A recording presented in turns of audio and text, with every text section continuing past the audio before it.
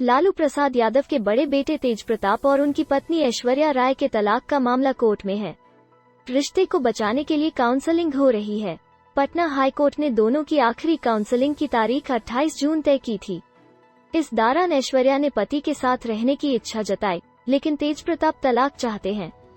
Court ने ऐश्वर्या के वकील पीएन शाही और तेज प्रताप के वकील जगन्नाथ सिंह की कमेटी बनाई है। कोर्ट ने कहा है कि 4 जुलाई को पटना जू के गेस्ट हाउस में दोनों के परिवार आपस में बात करें और बताएं कि वे क्या चाहते हैं।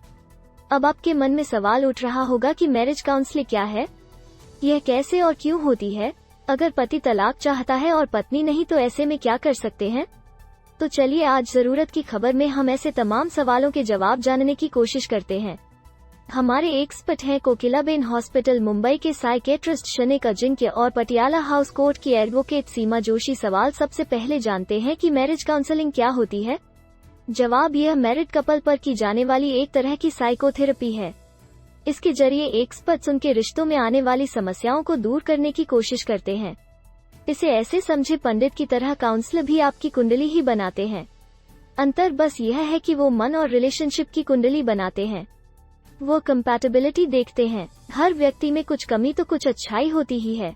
कौन सी अच्छाई को बढ़ाना है और किस कमी को कम करना है, यह काउंसलर बताते हैं। इस दौरान काउंसलर 3 पहलू को तलाशता है। सवाल, मैरिज काउंसलिंग करने वाले एक्सपर्ट कौन होते हैं।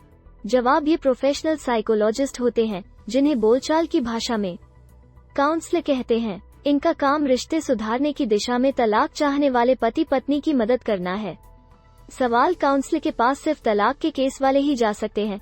जवाब, नहीं। हमारे देश में ज्यादातर लोग काउंसलिंग को लेकर सोचते हैं कि जो कपल तलाक लेने या अलग होने वाले हैं उन्हें ही काउंसलिंग की जरूरत होती है। हकीकत में सभी शादियां एक वक्त के बाद उतार चढ़ाव झेल रही होती हैं।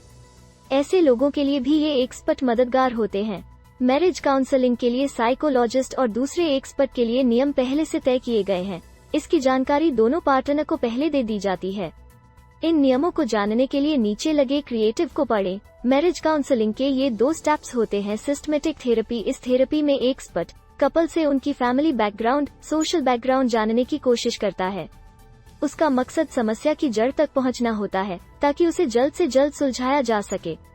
इसे एक उदाहरण से समझते हैं। अगर पत्नी ऐसे परिवार से हो जहां उनके पेरेंट्स अपने काम में बिजी थे और वो अपनी जिंदगी अपने हिसाब से जी रही थी, पेरेंट्स ने कभी उसकी जिंदगी में दखल भी नहीं दिया।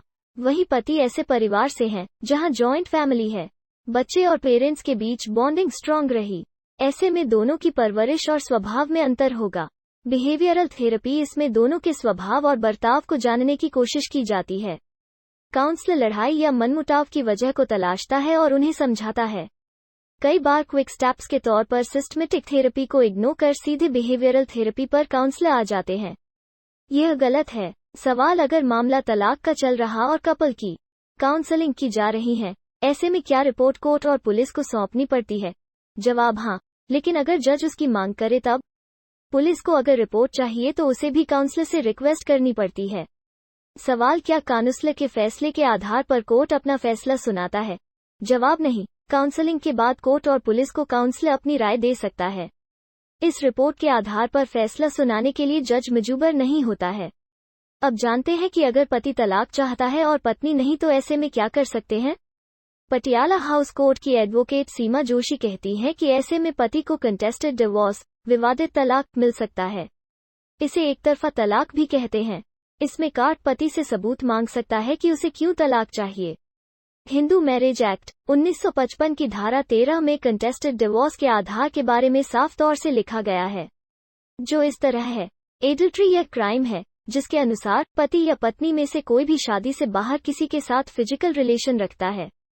क्रूरता, इसे एक जानबूझकर किए गए काम के तौर पर डिफाइन किया गया है जिसमें शरीर, बॉडी के किसी पर्टिकुलर पार्ट, लाइफ या मेंटल हेल्थ के लिए खतरा हो सकता है।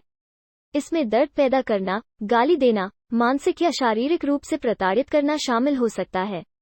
धर्म परिवर्तन, हिंदू विवाह में अगर पति या पत्नी एक दूसरे को बिना बताए या सहमति के दूसरा धर्म अपना लेती है तो इसे तलाक का आधार माना जा सकता है। मेंटल डिसऑर्डर में मन की स्थिति, मानसिक बीमारी या प्रॉब्लम शामिल है जो व्यक्ति को असामान्य रूप से आक्रामक बना देता है। कुष्ठ रोग एक संक्रामक बीमारी है जो स्किन और नर्व को डैमेज करती है। पार्टनर के बीच बातचीत नहीं। अगर पति या पत्नी में से किसी एक की बात 7 साल से ज्यादा समय तक नहीं हुई है तो इसे तलाक का आधार माना जा सकता है। संन्यास हिंदू कानून के तहत संसार का त्याग तलाक के लिए एक आधार है। अगर पति या पत्नी में से किसी एक ने संन्यास ले लिया है तो उसे तलाक मिल जाता है। ऊपर लिखी बात को सरल तरह से दोबारा क्रिएटिव में लिखा जा रहा। इसे पढ़ें और जानकारी को शेयर करें।